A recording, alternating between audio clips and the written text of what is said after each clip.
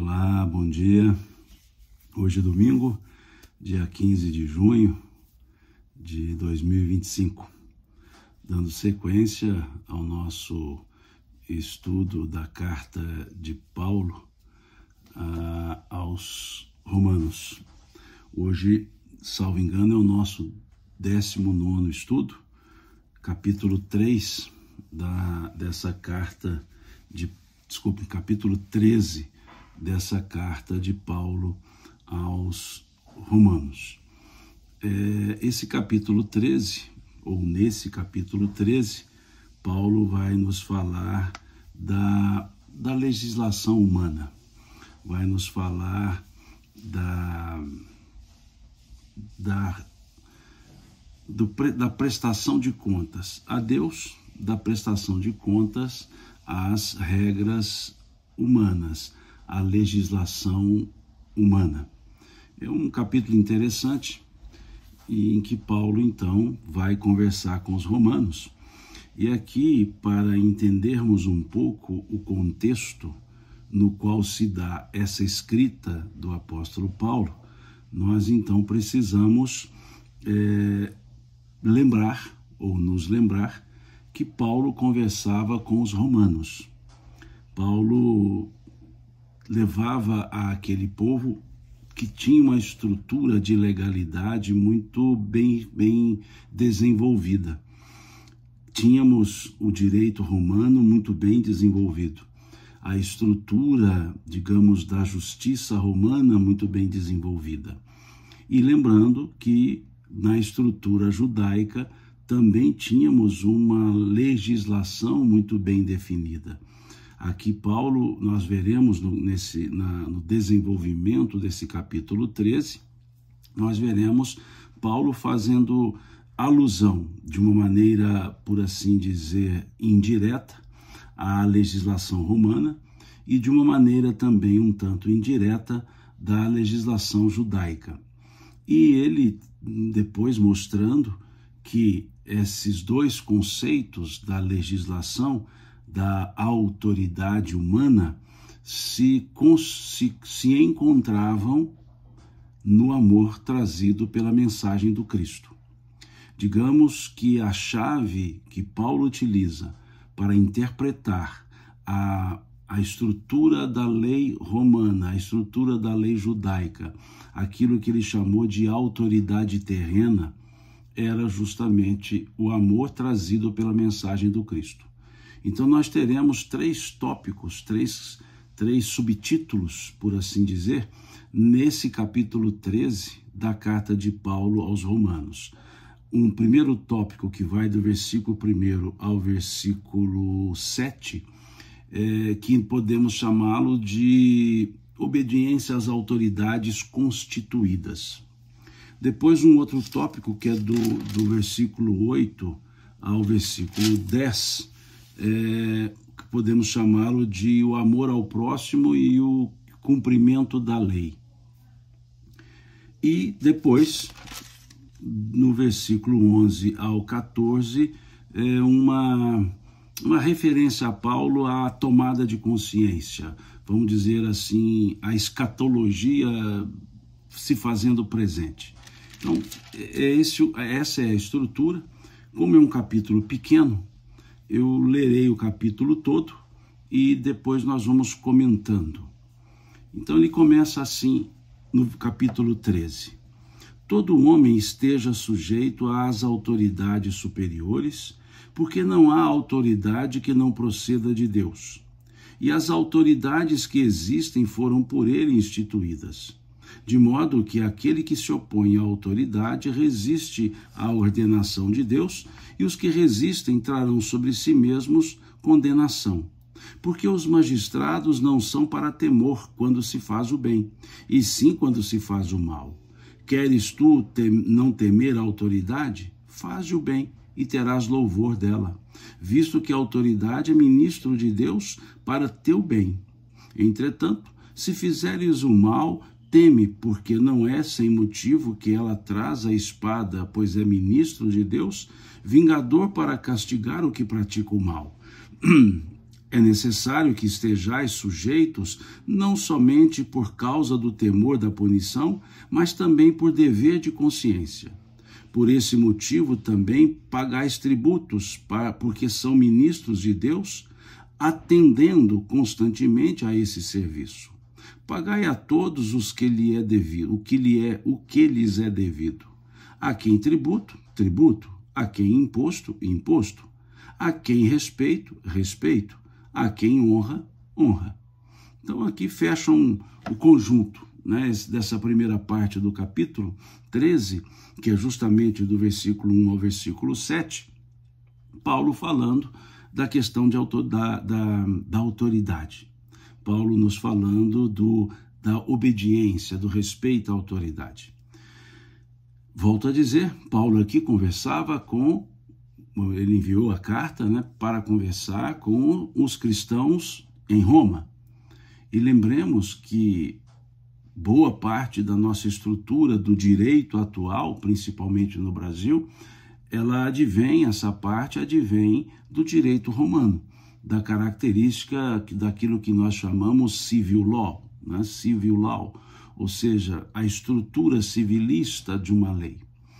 É importante também nós lembrarmos que Paulo era um judeu, então a lei, a autoridade que a lei conferia era algo de suma importância na cultura judaica. E a estrutura judiciária no Império Romano era também algo de grande importância. Então Paulo aqui vai chamar a atenção daqueles romanos, cristãos, judeus ou gentios, para o respeito à autoridade humana, ou seja, a autoridade constituída pela regra da sociedade. Se nós lembrarmos do Cristo, ele também ponderava, estou vendo aqui a Beth entrando, daqui a pouquinho estarei aí em Uberlândia, viu, Beth? Lá no Congelde, no Congresso Espírita Leon Denis, eu tenho aí um compromisso com o pessoal de Uberlândia às 15 horas. Então, terminando o nosso estudo aqui, eu devo seguir aí, vou seguir para Uberlândia, né? Hoje à tarde estarei aí com vocês. Num bate e volta, né? Faço o estudo lá no Congelde e já retorno para cá. Bom, voltando. Se lembrarmos de Jesus, nós veremos que certa vez ele foi chamado a se pronunciar sobre a licitude do pagamento do imposto a Roma, do tributo a Roma. E ali, então, ele foi perguntado a ele, é lícito pagar o tributo, pagar o imposto a Roma? E ele, então, pegou lá uma moeda e perguntou, qual a efígie que está aqui nessa moeda? E aí disseram, a de César. Então ele disse, dai a César o que é de César, a Deus o que é de Deus. É importante essa frase de Jesus, porque nós temos a lei maior, a lei que eu chamaria lei perene, que é a lei natural. A lei natural que podemos chamá-la lei de Deus, conforme vemos lá na questão 614 do Livro dos Espíritos. Lá nessa questão 614, há uma pergunta justamente nesse sentido. O que se entende por lei natural? E os benfeitores espirituais responderam, é a lei de Deus, única e verdadeira para a felicidade do homem. Ela lhe indica o que deve ou não deve fazer, e o homem, o ser humano, só é infeliz quando dessa lei se afasta. É isso que está lá na estrutura da questão 614. Então, quando falamos lei divina, lei natural, é essa lei que não é uma lei criada pelas pessoas. Por exemplo, a lei da gravidade não foi criada por ninguém. A lei da atração dos corpos não foi criada por ninguém. A lei do movimento dos corpos celestes não foi criada por ninguém. São leis da natureza, são leis de Deus. E as leis morais, há certos elementos das leis morais que são leis de Deus. Basta que as percebamos que, independentemente de estarem ou não escritas, elas perduram. mesmo que uma legislação humana fale diferente, a lei de Deus ela perdura porque ela trata da realidade existencial. Por exemplo, dentro da estrutura do decálogo, nós temos lá não matarás, não furtarás. Mesmo que uma lei permita que haja o furto, havendo furto, mesmo que uma lei humana permita que haja o furto, havendo furto, prejudicará alguém. Lá está dito, não matarás. Mesmo que a lei humana dê o direito a todo mundo de matar todo mundo, machucará, ou seja, prejudicará alguém. Então a lei divina ela é perene, porque independentemente da legislação humana, ela prevalece, ou ela perdura. Ela perdura. Então, é esse o caráter da lei divina, da lei de Deus. É esse o caráter que Paulo chama a atenção para que observemos. Mas também quando Cristo disse, dai a Deus o que é de Deus, ou melhor dizendo, dai a César o que é de César, ele também quis nos dizer que a vida em sociedade tem as suas regras. Deveriam essas regras espelharem a lei divina. Deveriam essas regras espelharem a naturalidade da lei divina. Mas nem sempre elas assim o fazem. Por quê? A lei humana, ela reflete o momento, digamos, consciencial da sociedade. A lei humana reflete a evolução da sociedade. Quanto mais duras as leis humanas, mais é a sociedade empedernida. Ou seja, quanto mais empedernida uma sociedade, mais duras são as leis. Quanto mais imatura uma sociedade, mais coercitivas são as leis. Mas são leis aplicáveis em um dado momento, a uma dada circunstância, a um dado povo.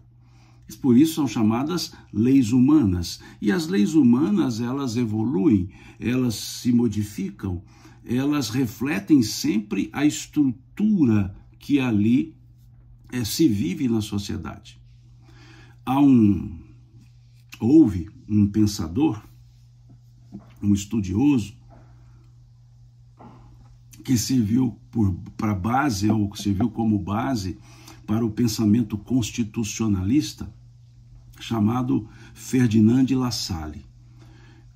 Ferdinand de La Salle, ele tem uma aula que foi transformada numa brochura, que é chamada O que é uma Constituição.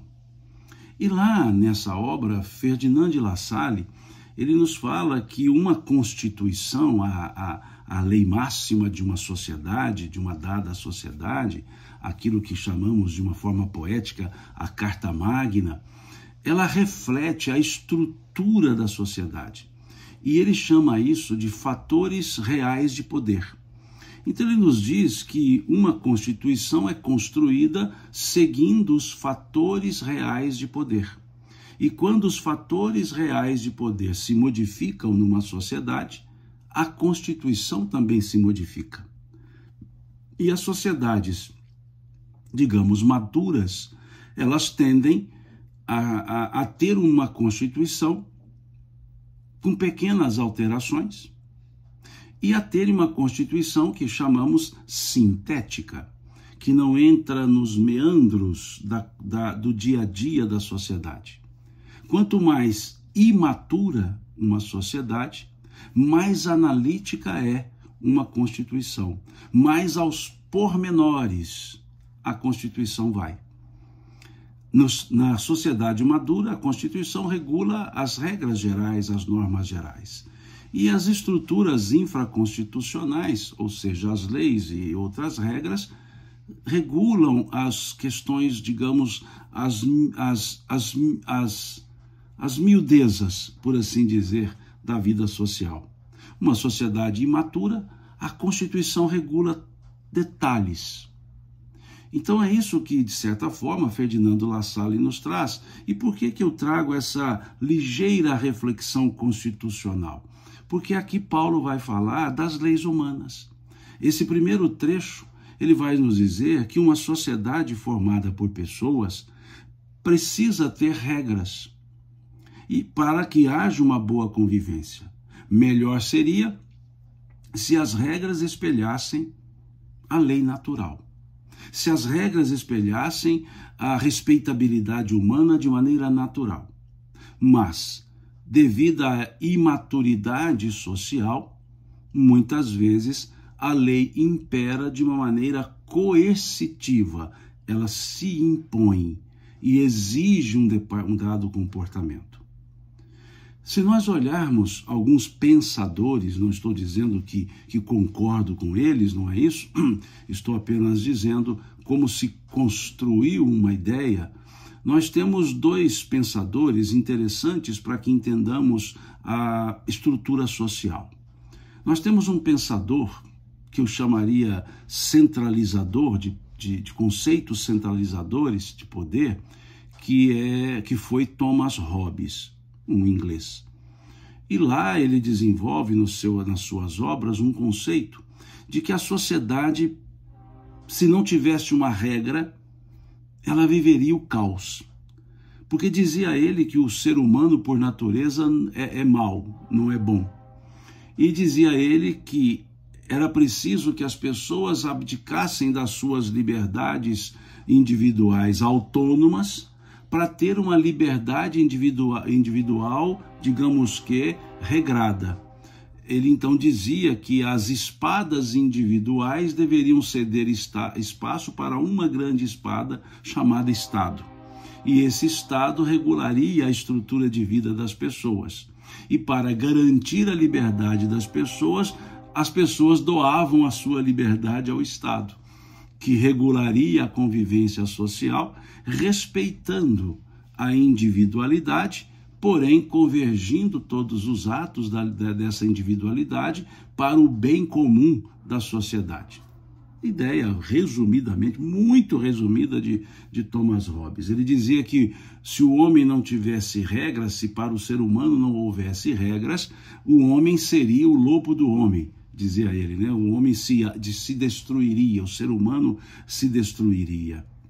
E a sociedade, então, passava a ser uma necessidade humana, uma necessidade para que houvesse um equilíbrio na convivência. Por outro lado, não contrário, mas por outro lado, um pensamento um tanto mais, diria, social, que é a figura de Jean-Jacques Rousseau, que para ele, diferentemente de Hobbes, para ele o ser humano era bom por natureza. E o que estragava o ser humano era a sociedade. Dizia, em outras palavras, Jean-Jacques Rousseau, que a partir do momento que o primeiro homem fez um cercadinho e disse isso é meu, surgiu a divergência e a adversidade social.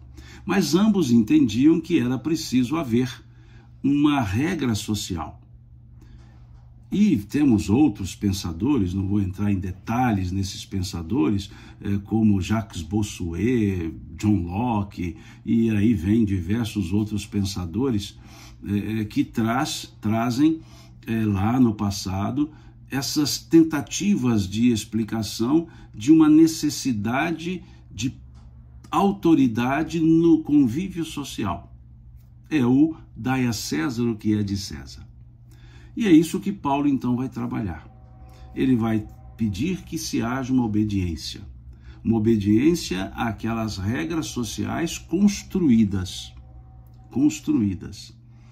E aqui ele vai dizer, então, todo homem esteja sujeito às autoridades superiores. Por superiores, entendamos as autoridades legitimamente constituídas. Então, diz Paulo que todo homem está sujeito a isso.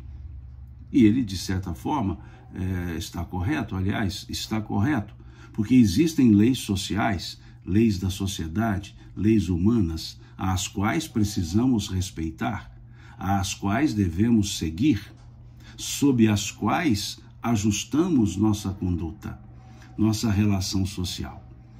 E descumpri-las pura e simplesmente seria um ato de rebeldia, e nós teríamos, descumprindo a lei, mesmo que seja para termos as nossas vontades atendidas, nós teríamos o chamado exercício arbitrário das próprias razões.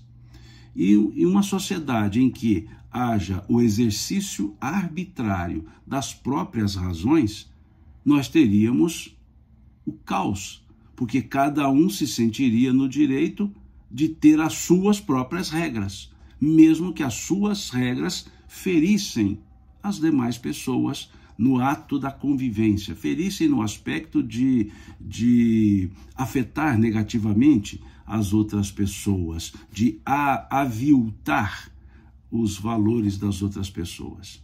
Então, o exercício arbitrário das próprias razões, ele não é devido, porque a minha liberdade, ela vai até onde ela vai aonde começa a liberdade do outro.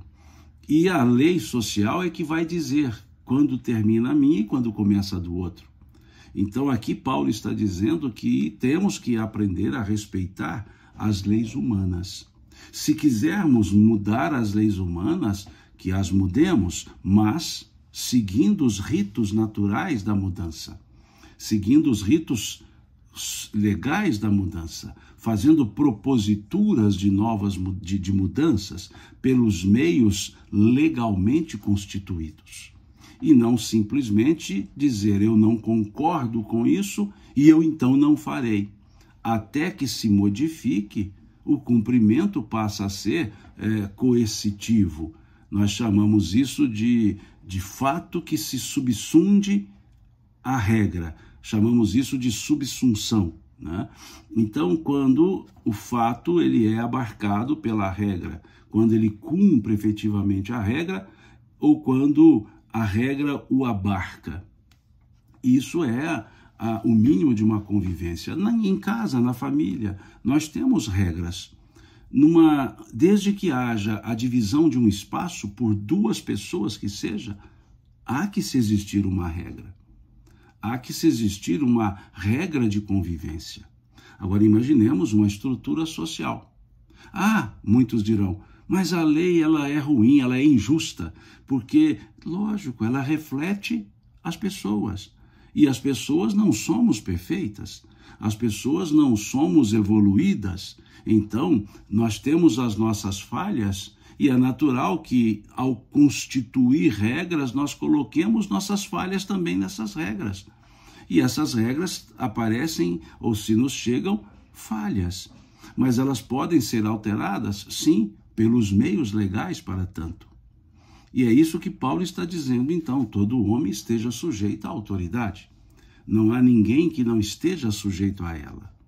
E ele diz, porque não há autoridade que não proceda de Deus.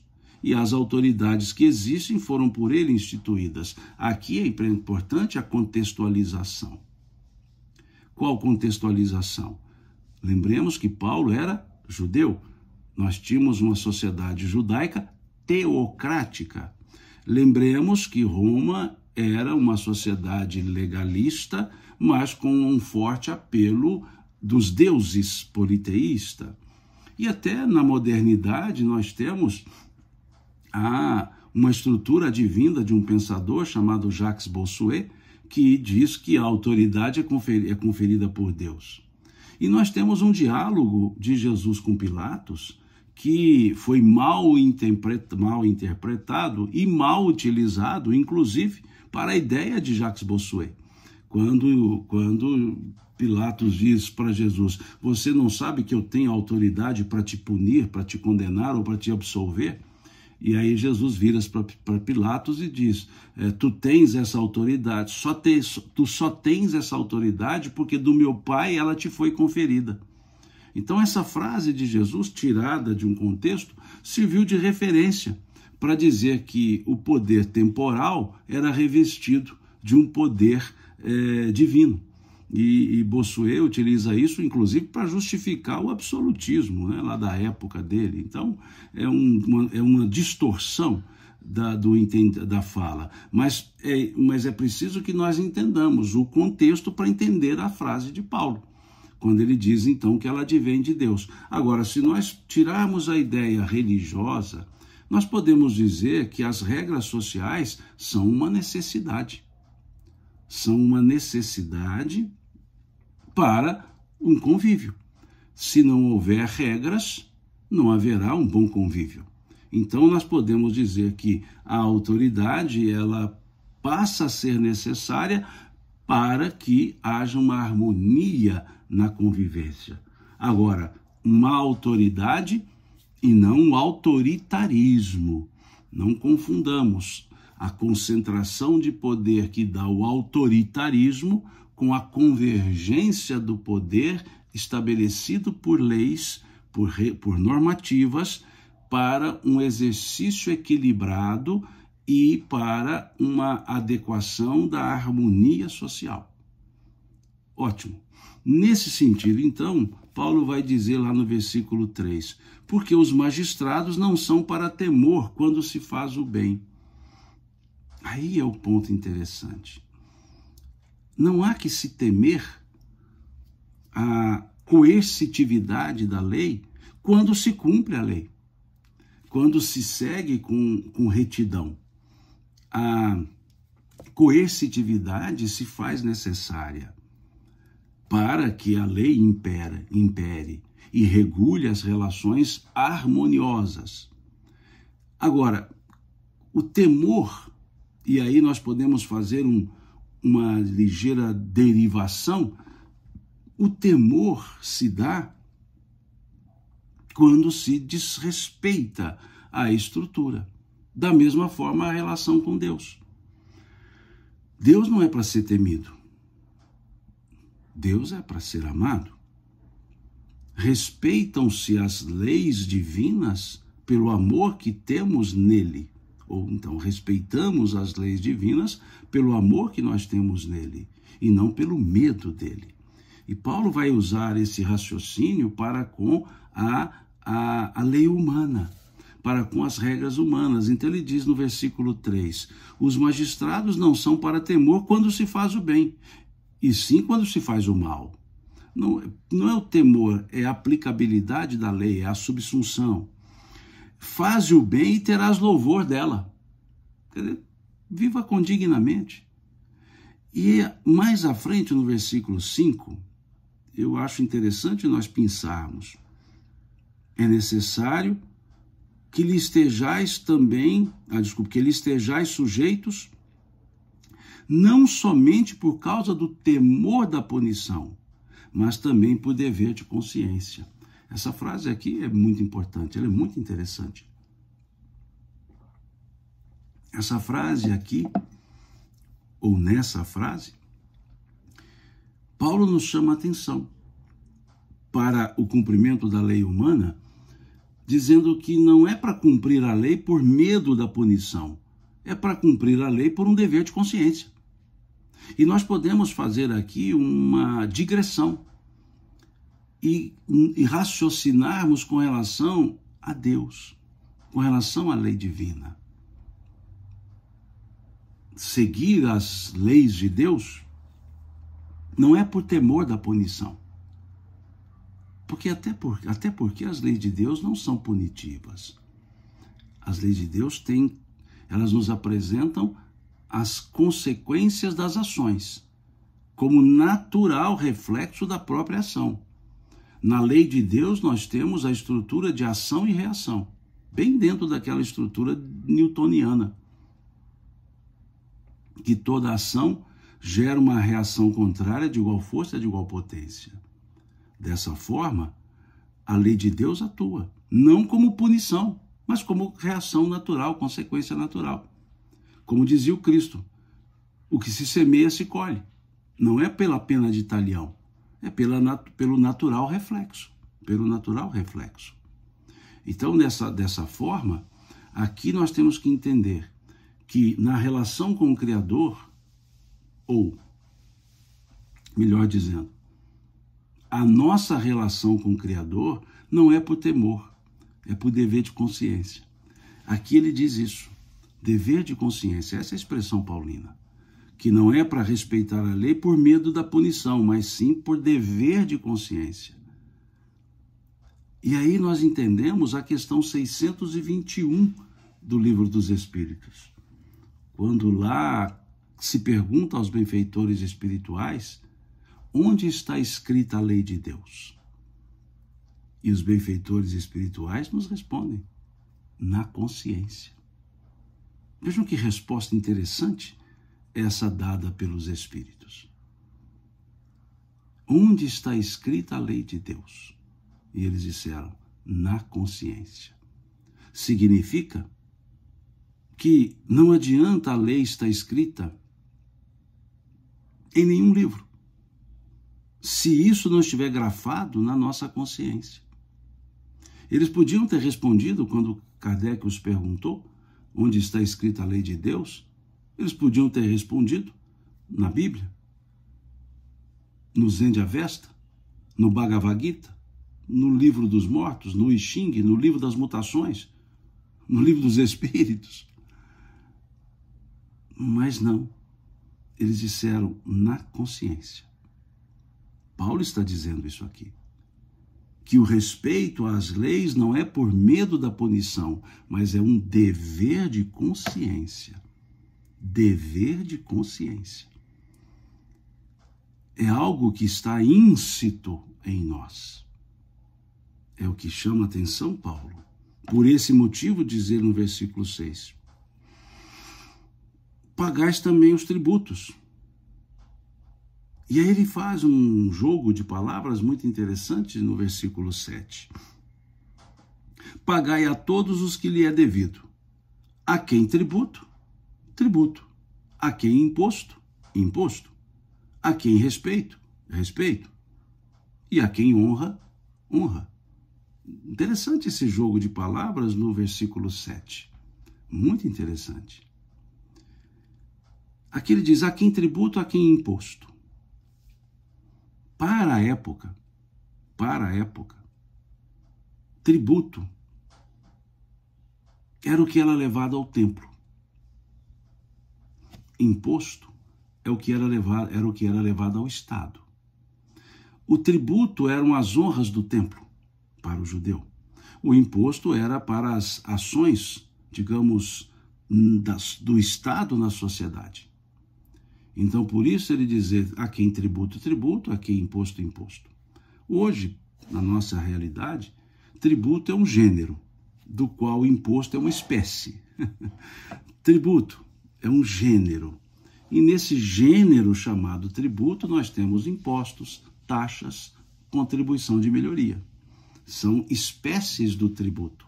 E cada espécie tem um regulamento próprio, uma regulação própria.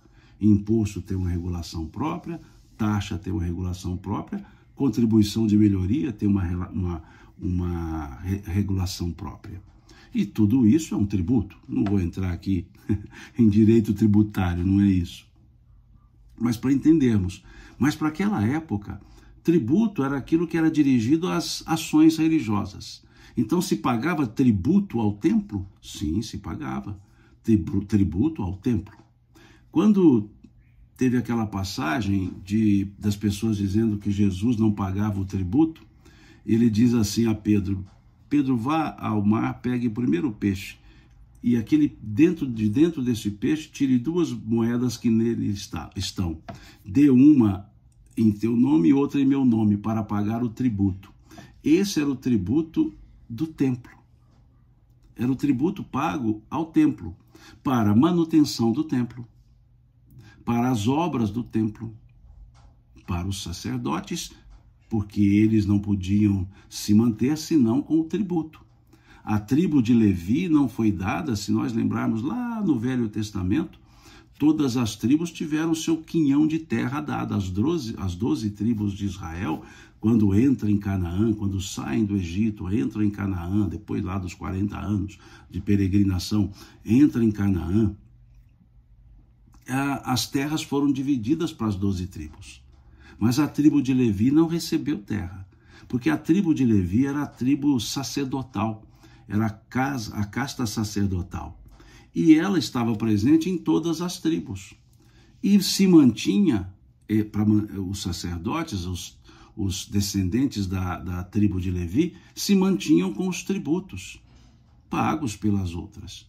Então, os tributos ao templo, compreensível, as despesas do templo, a manutenção dos sacerdotes do templo, os que trabalhavam no templo, os levitas, os escribas, para manter o próprio templo. Esses eram os tributos. E os impostos, aqui lembremos a estrutura romana. Os impostos eram pagos a Roma, a estrutura do Estado, porque cabia ao Estado, então, cuidar da sociedade, estradas, infraestrutura. Então, por isso que Paulo separa a quem imposto, a quem tributo. Lembrando que ele falava com gentios e com judeus, numa carta aos cristãos de Roma. E ele diz, a quem respeito. Se deve respeitar, que se respeite. E a quem honra. Eu gosto muito desses trocadilhos que Paulo nos faz. Ele é um mestre na escrita. Não era bom orador, hein? Segundo a tradição, ele não falava tão bem quanto escrevia, né? Escrevia melhor, né? Alcimar aqui está dizendo explanação simples e rica. Na verdade, simples, porque eu não consigo complicar as coisas, viu, Alcimar? O pessoal diz assim, você fala de maneira simples, é porque eu não consigo ir mais do que isso, né?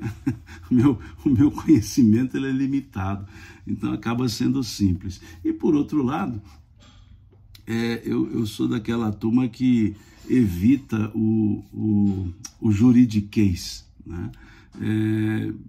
Eu, quando eu fazia o curso de Direito, eu via os professores ali num juridiquês constante, e óbvio, como profissional da área do direito, eu preciso entender o juridiquês, mas as pessoas não têm que se preocuparem com o juridiquês, então a gente tenta traduzir ao máximo a estrutura do juridiquês para o dia a dia da sociedade, e eu acho que deveria ser assim, sabe por quê? A sociedade precisa cumprir as regras da lei, né? Precisa cumprir as leis sociais, as leis da sociedade. Mas para isso é preciso compreendê-las, né? Então, muitas vezes, no meio jurídico, se vende dificuldade para entregar facilidade, né? Então, aquelas falas rebuscadas e que a gente termina de ouvir e não entendeu nada. Muitas pessoas pegam um texto jurídico e falam assim, Simão, traduz para a gente aqui, né? É uma linguagem empolada, uma linguagem acroática que acaba dificultando. Então, eu tento seguir uma certa pedagogia do Cristo, que ele falava com tamanha simplicidade que as coisas pareciam sempre ser fáceis, embora profundas. A simplicidade do Cristo era profunda, era tão simples que nos fazia pensar. Ele falava de maneira tão palpável, tão próxima a nós, que nos fazia pensar. Se ele falasse de forma difícil, ninguém nem parava para pensar. Era tão difícil que para que parar para pensar? Mas por falar de maneira simples, é que ele nos fazia pensar. E por pensarmos, nós aprendíamos e mudávamos as nossas atitudes. Então é mais ou menos assim, né? Essa é a ideia, né? O Eduardo, saudades das aulas da Casa do Caminho. Ah, Eduardo, sim, faz muitos anos isso, hein, Eduardo? Todo domingo, né? Aos domingos eu ia até Araxá, né? Lá na Casa do Caminho, coordenada pelo nosso querido Tadeu, e nós tínhamos um estudo pela manhã. Então, todos os domingos eu saía daqui de Patrocínio e Araxá, fazíamos o estudo pela manhã e eu voltava. Bons tempos, hein? Mas já faz tempo também, viu, Eduardo? Vamos seguindo aqui com a nossa conversa, né? Então, nessa ideia paulina, ele está dizendo, olha por minha conta, vivemos numa sociedade. Sociedade precisa de regras. Se as regras foram constituídas, vamos cumpri-las. E se tiver que mudá-las, vamos mudá-las. Mas como? Seguindo os ritos legais para as mudanças. Seguindo o caminho legal para a mudança. E não sendo um rebelde sem causa, né? Então é importante essa ideia paulina. E aí vamos para um segundo conjunto de ideias que Paulo traz aqui no capítulo 13 ainda. Agora vamos nos versículos 8 até 14, até o versículo, 8 e até 10. que Paulo vai nos falar do amor. Desculpe, me engasguei. Que Paulo vai nos falar do amor ao próximo sendo o cumprimento da lei. Então aqui ele falou da lei. Lei, estrutura, seca, obediência, porque aplica-se à sociedade toda. E aqui ele vai nos falar sobre a chave interpretativa da lei. Qual deve ser o elemento para interpretarmos a lei? E aqui ele fala da lei divina, da lei judaica, da lei romana. Ele diz assim: a ninguém fiqueis devendo coisa alguma, exceto o amor, com que vos ameis uns aos outros, pois quem ama o próximo tem cumprido a lei. Pois isto: não adulterarás, não matarás, não furtarás, não cobiçarás, e se há qualquer outro mandamento, tudo nesta palavra se resume: amarás o teu próximo como a ti mesmo. O amor não pratica o mal contra o próximo, de sorte que é o cumprimento da lei, que o cumprimento da lei é o amor, diz ele. De sorte que o cumprimento da lei é o amor. É interessante essa parte. Se nós olharmos, a lei humana, a lei social, ela é um escrito. E na lei humana, eu vou tentar resumir 2 momentos na forma de se interpretar a lei. São mais, mas vou trabalhar com 2 mais significativos. O texto puro e simples da lei. Está escrito assim, é assim. É o que nós chamamos de direito positivado, que é uma estrutura. Teve um pensador, Hans Kelsen, que ele dizia, do mundo jurídico, que ele dizia que a lei se aplica do jeito que está escrito. Não há uma possibilidade interpretativa. A hermenêutica kelseniana, a hermenêutica de Kelsen é: o que está na lei deve-se fazer. Ponto. É o que nós chamamos de direito positivado. Está escrito. Não tem costume, não tem analogia, não há jurisprudência, não há nada que não fosse o que está na lei. Esse é o pensamento que nós chamamos kelseniano. E ele dizia que uma lei só tinha valor quando uma lei maior estabelecesse o valor. E assim ele criava uma estrutura hierárquica, né? Uma pirâmide. Uma norma, para que ela tenha efeito, uma norma superior a ela tem que dar a essa norma a sua força. E aquela norma superior a ela tem que ter uma outra superior a ela que dê força a ela. E assim ele vai até a norma maior, que seria uma Constituição, mas ele traz uma outra norma que ele não conseguiu explicar, que ele chamava de norma fundamental, que é aquela norma do mundo abstrato, que dava força à Constituição, que, se a gente utilizar o pensamento de Ferdinand de La Salle, seriam os fatores reais de poder. Ok, essa é uma corrente do direito. Existe uma outra, que é a principiologia, que o texto que está escrito precisa ser interpretado à luz de princípios. Aí nós temos Alexis, por exemplo, que foi um pensador desse mundo, dos princípios, em que, olha, eu vou ler um texto da lei. O que o texto da lei fala? X. Mas para eu entender esse X, eu preciso buscar alguns princípios. Por exemplo, para interpretarmos as leis hoje, nossas, humanas, da sociedade brasileira, nós usamos princípios. Um deles, por exemplo, o princípio da dignidade da pessoa humana. Significa que todo texto que está escrito, eu não posso lê-lo da forma kelseniana, ou seja, vale o que está escrito. Não, eu preciso tentar entender esse escrito e aplicá-lo dentro de uma regra de principiologia, ou seja, utilizando o princípio da dignidade da pessoa humana, como eu posso interpretar esse texto legal? O que é o princípio da dignidade da pessoa humana? Olhando sempre o bem da pessoa humana, o bem-estar da sociedade. Olhando o bem-estar da sociedade, olhando a dignidade da pessoa humana, como que eu interpretarei esse texto de lei? Então, hoje, a sociedade, que a gente chama de pós-positivismo jurídico, a sociedade, a interpretação, ela é feita assim. Por isso, muitas pessoas, quando veem algumas decisões, por exemplo, da Suprema Corte, e criticam, dizem, mas não é assim que está na lei. É porque a Suprema Corte e toda a estrutura do direito interpreta a lei com base nos princípios. E aí o princípio da dignidade da pessoa humana pode permitir uma hermenêutica um tanto mais extensiva, não absurdamente extensiva, mas um pouco mais extensiva. Por exemplo, se nós olharmos o texto da lei, e não quero entrar em celeuma, pelo amor de Deus, se nós olharmos o texto da lei, vai dizer que casamento é entre homem e mulher. Mas se olhar esse mesmo texto do Código Civil, casamento é entre homem e mulher, à luz do princípio da dignidade da pessoa humana, homem e mulher desaparece e passa a ser duas pessoas.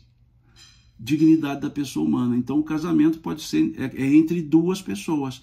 E aí não tem mais a questão de gênero, se é homem ou mulher, duas pessoas. Isso é que é usar o princípio para interpretar o texto seco da lei. Aqui não entro no mérito se está certo ou errado, pelo amor de Deus, não é isso. Eu só estou tentando explicar a força que um princípio tem. Dentro do princípio da dignidade da pessoa humana, dois seres se associarão, se consorciarão. Embora o texto lá do Código Civil diga que é homem e mulher, à luz do princípio da dignidade da pessoa humana, a ideia de homem e mulher cede espaço para a ideia de seres, pelo princípio da dignidade da pessoa humana. Então, se a pessoa está com o olhar kelseniano, ou seja, do direito positivado, ela vai dizer, está errado. Se a pessoa está olhando com esse outro princípio, o princípio da dignidade da pessoa humana, há o entendimento de que homem e mulher pode ser interpretado como dois seres, estaria correto. É o que nós chamamos de chave hermenêutica. O que é uma chave hermenêutica? É o elemento no qual eu me baseio para a interpretação. Se nós olharmos uma fala de Jesus com um doutor da lei, desculpe, é que eu estou com a coluna hoje travadinha. E aí, Beto, ainda tem que ir a Uberlândia, viu? Com essa coluna travadinha que está hoje. Se nós olharmos uma fala de Jesus, um doutor da lei pergunta a ele assim, Senhor, o que devo fazer para ganhar a vida eterna? E aí ele responde assim, o que está escrito na lei? Olha que interessante a resposta de Jesus. O que está escrito na lei? Como tu lês? Olha a frase de Jesus, que interessante.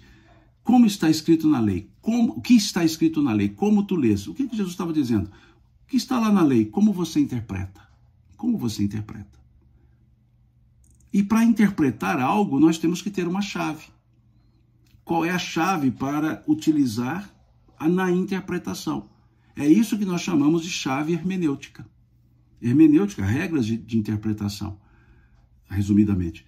Qual é a chave hermenêutica? E aí o senhor da lei respondeu a Jesus, amarás o Senhor teu Deus com todo o teu coração, com todo o teu espírito, que todo mundo conhece, e amarás o teu próximo como a ti mesmo. Jesus respondeu, disse-o bem, faze isto, ou seja, você interpretou dentro do seu princípio. E aí a pessoa perguntou, mas quem é meu próximo? Amar a Deus estava claro, mas e quem é o próximo? E aí Jesus conta a parábola do samaritano. Veja, Jesus traz um princípio. Ao contar uma parábola, Jesus trouxe a lógica do princípio. E o que Jesus trouxe na lógica do princípio? A compaixão. Então ele estava dizendo, olha, para interpretar amar ao próximo como a ti mesmo, você precisa da compaixão. A compaixão é a chave hermenêutica para interpretar a frase amar ao próximo como a ti mesmo. Se não houver a compaixão, não haverá o real entendimento da frase amar ao próximo como a ti mesmo. Então perceberam que Jesus deu, ao contar a parábola do samaritano, ele deu ao Senhor, ao doutor da lei, a chave hermenêutica. Ou seja, qual era o critério, qual era o princípio a ser utilizado para interpretar o texto amar ao próximo como a ti mesmo? E aí o doutor da lei respondeu, né? Depois Jesus falou, quem agiu com compaixão para com seu próximo? Ele falou, o samaritano. Então vai e faz o mesmo, ou seja, você entendeu. Então isso é que é uma chave interpretativa. E aqui Paulo está dizendo, então, dos versículos 8 a 10, ele está dizendo que a chave hermenêutica para se interpretar a lei é o amor. O amor trazido pelo Cristo. Não o amor desvairado, que muitas vezes comungamos, o amor apaixonado, que muitas vezes comungamos. Ele traz aqui a ideia do amor ao Cristo. E aí, então, ele traz, nesse sentido, ele traz as chaves, usando a frase. Para interpretar a lei, ele diz, se resume em amarás o teu próximo como a ti mesmo, que é o versículo 9.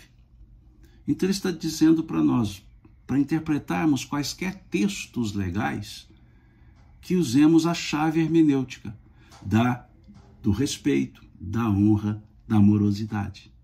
Veja como é bonito isso, né?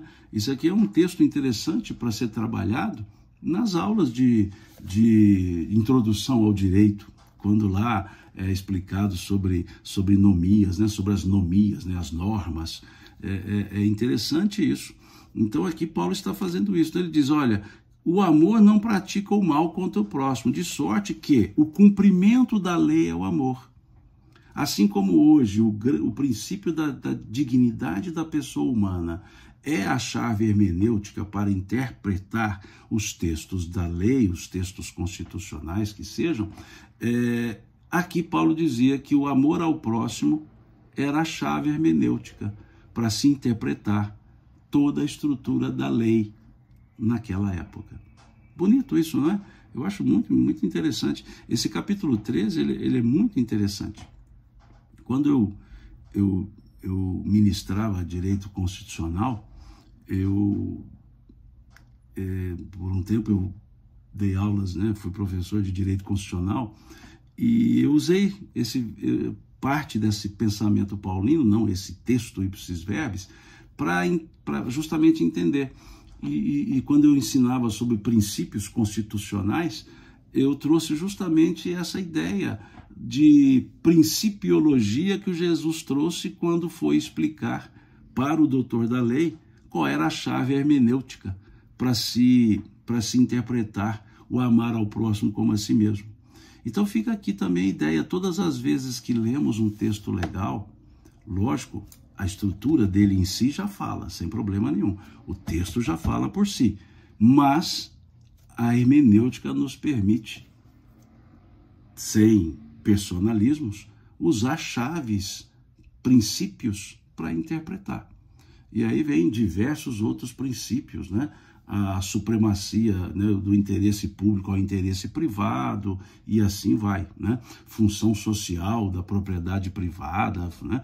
Que, aliás, Kardec trabalha lá no capítulo 16 do Evangelho segundo o Espiritismo, ele chama de função providencial da riqueza, que é a mesma lógica da função social, né? Da propriedade privada, função social das empresas, função social da riqueza e etc., né? E aí sigamos aqui trabalhando essa ideia. Desculpe essas ligeiras digressões, esses ligeiros parênteses, mas eu creio que são recursos didáticos para a gente entender, né? Estou usando uma chave hermenêutica para também entender, trabalhar com esse capítulo 13 da carta de Paulo aos Romanos. E por fim, a última estrutura do capítulo 13, que vai do versículo 11 ao versículo 14, em que Paulo diz: e digo isso a vós outros que conheceis o tempo. Já é hora de vos despertardes do sono, porque a nossa salvação está agora mais perto do que quando no princípio cremos. Vai alta a noite e vem chegando o dia. Deixemos, pois, as obras das trevas, revistamo-nos das armas da luz. Andemos dignamente como em pleno dia, não em orgias e bebedices, não em impudicícias e dissoluções, não em contendas e ciúmes, mas revesti-vos do Senhor Jesus Cristo e nada disponhas para a carne no tocante às suas concupiscências. Interessante esse trechinho. Quando li esse trecho, quando leio esse trecho, me lembra o capítulo 17 do Evangelho segundo o Espiritismo, lá no item 10. Eu vou pedir licença, vou sair aqui da tela um pouco para pegar o livro ali, que eu acho que vale a pena ler. Dá uma licencinha. Enquanto isso, vocês vão ver a bagunça aqui que está atrás de mim.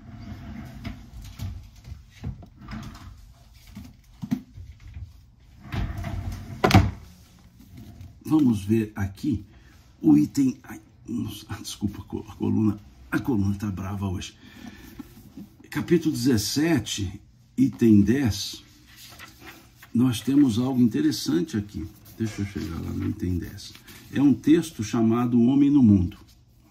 Aqui Paulo, no versículo 11 ao 14, ele está dizendo o seguinte, que nós não nos lancemos às paixões de maneira imoderada, que estamos já no raiar do dia, que veja essa estrutura do versículo 11, e digo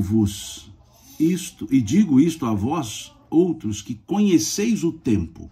O que é conheceis o tempo? É maturidade. A maturidade nos permite conhecer o tempo. O que é esse conhecer o tempo? A maturidade nos permite interpretar os acontecimentos, ter a ponderação, ter o equilíbrio. Aliás, ponderação é uma das chaves hermenêuticas para interpretar certos textos. E aqui ele diz assim, andemos dignamente, como em pleno dia, não em orgias e bebedices, não em impudicícias e dissoluções, não em contendas e ciúmes. E muitas vezes, quando lemos esse texto, nós entendemos assim, podemos entender assim, nós temos que ser um santo, né? Nós temos que ser pessoas fechadas, que não podemos nos divertir. E aí é onde entra esse texto do item 10 do capítulo 17 do Evangelho segundo o Espiritismo, que eu peço licença a vocês para eu lê-lo.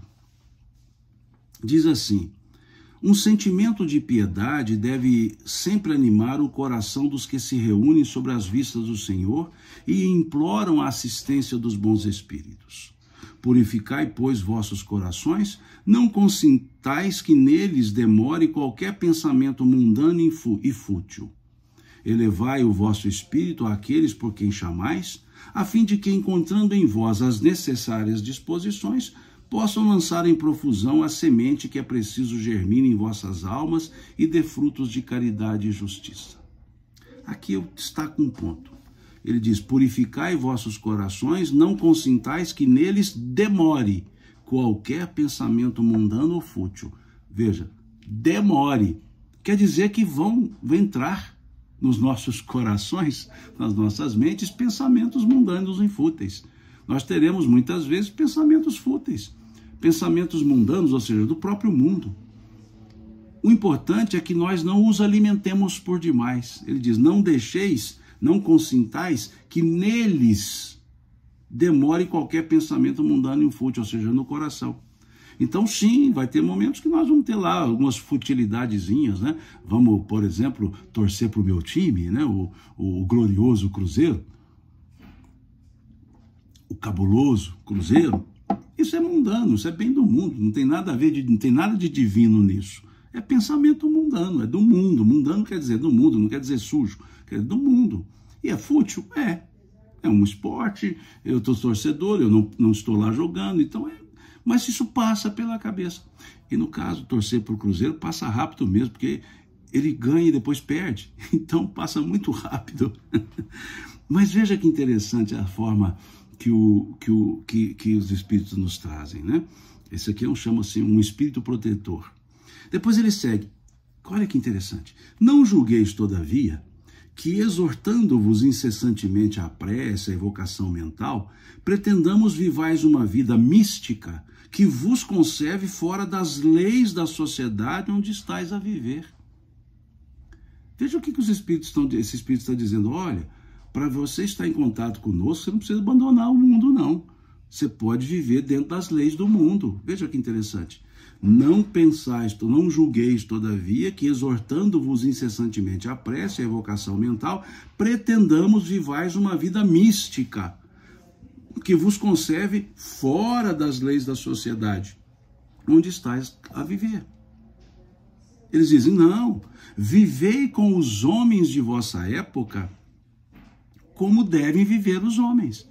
Ou seja, então está aqui. Tem os nossos momentos da alegria material, teremos o nosso momento lá de torcer pelo time, sim, de ir para uma festa, sim, de cantarolar, né, uma música, sim, de se divertir, sim. Mas ele diz, sacrificai as necessidades, mesmo as frivolidades do dia, mas sacrificai com o sentimento de pureza que as possa santificar.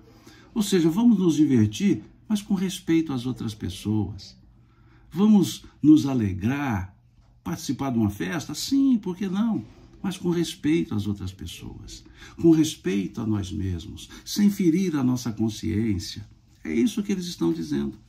Sois chamados, diz o benfeitor, a estar em contato com espíritos de naturezas diferentes, de caracteres opostos. Não choqueis a nenhum daqueles com quem estiverdes. O que eles estão dizendo? Olha, no dia a dia da sociedade nós encontramos gente que pensa diferente de nós, mas não vamos chocar ninguém com isso. Unamo-nos pelas convergências de ideias e não pelas divergências. Ele dizem aqui, olha que interessante essa frase, sede joviais, sede ditosos, mas que seja a vossa jovialidade a que provém de uma consciência limpa. Olha que interessante essa frase, sede joviais, ou seja, sejam alegres, bem-humorados, mas que esse bom humor não seja jocoso, que esse bom humor não fira ninguém. Quer contar lá umas anedotas? Conte as anedotas, mas que não sejam anedotas que firam pessoas, que aviltem os valores das pessoas. É isso que ele está dizendo. Seja a vossa ventura a do herdeiro do céu, que conta os dias que faltam para entrar na posse da sua herança. E eles conseguem. Olha esse parágrafo agora. Não consiste a virtude em assumir de severo e lúgubre aspecto, em repelirdes os prazeres que as vossas condições humanas vos permitem. Olha, vou ler de novo.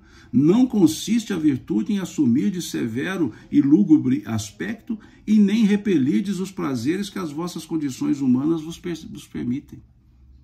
Eu fico imaginando, tem pessoas que pensam, que idealizam um Cristo carrancudo, um Cristo cara fechada, um Cristo que não sorria. Um ser evoluído, um ser perfeito, seria carrancudo? Um ser perfeito seria emburrado, na linguagem mineira? Pelo contrário, um ser perfeito, um ser evoluído, é alegre. Alegre de coração, de consciência, alegre de feição, porque está em paz, está de bem com a vida. Então imaginemos um Jesus carrancudo. De onde saiu isso?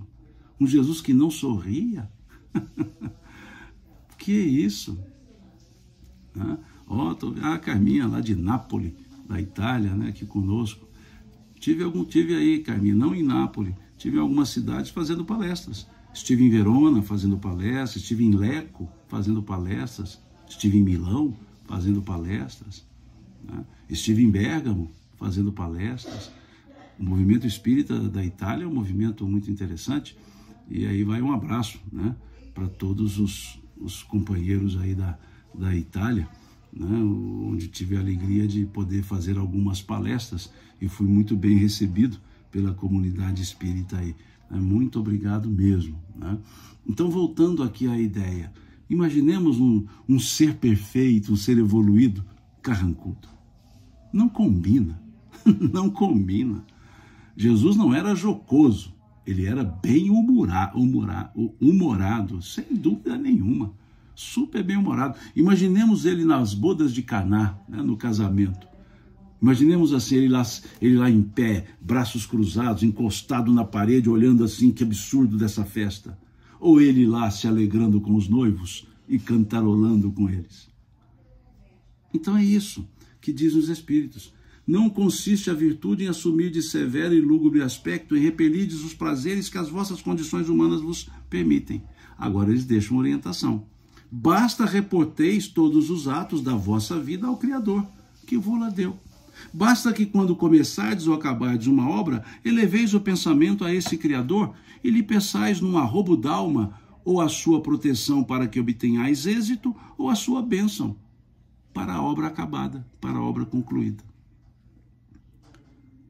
Em tudo o que fizerdes, remontai à fonte de todas as coisas, para que nenhuma de vossas ações deixe de ser purificada e santificada pela lembrança de Deus. Olha que coisa legal, né?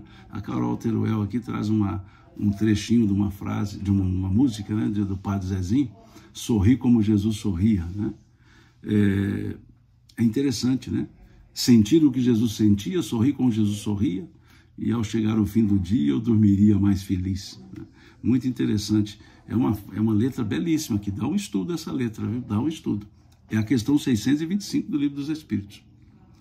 E aqui eles encerram dizendo assim, esse Espírito: não imagineis, portanto, que para viverdes em comunhão constante conosco, para viverdes sobre as vistas do Senhor, seja preciso vos silicieis e cobrais de cinza.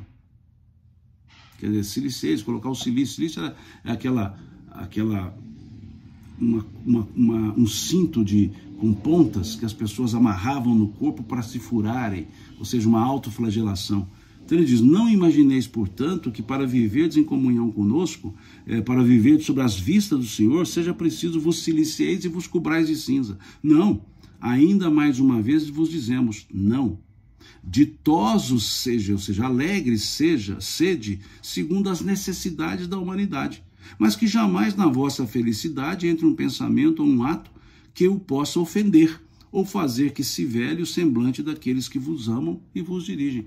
Veja que interessante esse texto.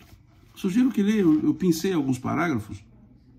É o item 10 do capítulo 17 do Evangelho segundo o Espiritismo, né? Eduardo diz aqui, o libertador, essa reflexão. Na verdade, a mensagem de Jesus, Eduardo, é libertadora, porque ela nos fala de coisas alviçareiras. A mensagem de Jesus, gente, ela não é pesada. A mensagem de Jesus não é um fardo. A mensagem dele é uma chave que abre as portas para entendermos a vida. Por isso ele diz: eu vim para que todos tenham vida, e a tenham em abundância, diz ele. Lá no capítulo 10, versículo 10 de João, está grafado isso. Eu vim para que todos tenham vida e a tenham em abundância. Então, essa é a ideia que Paulo aqui nos traz nesse capítulo 13, né, que encerramos aqui. E no próximo domingo conversaremos sobre o capítulo 14, que é um capítulo pequeno também, dá para trabalhar ele todo no nosso encontro do próximo domingo, né?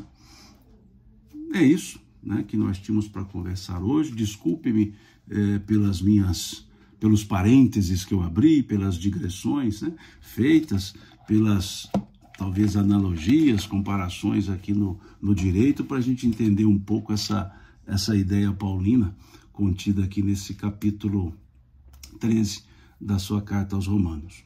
Paramos por aqui, pegar a estrada para Uberlândia, para agora às 15 horas, estar lá no CONGELD, né, no Congresso Espírita Leon Denis, para conversar sobre um tema, né? Me deram um tema lá chamado O Porquê da Vida, né? Então vamos lá conversar sobre esse tema às 15 horas, o porquê da vida.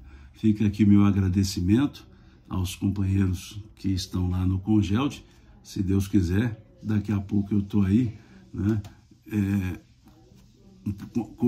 Um pouquinho de dificuldade de locomoção pela coluna aqui travadinha, mas estaremos aí, se Deus quiser. Então, muito obrigado a vocês que estiveram aqui ou estão aqui conosco, né, conversando, a vocês que acompanham o nosso estudo domingueiro, né, e como eu gosto sempre de agradecer, Deus lhes pague. Fiquem com Deus, uma excelente semana para todos nós, que começamos hoje, domingo, né? E que tenhamos uma semana bem calorosa, bem harmoniosa, né?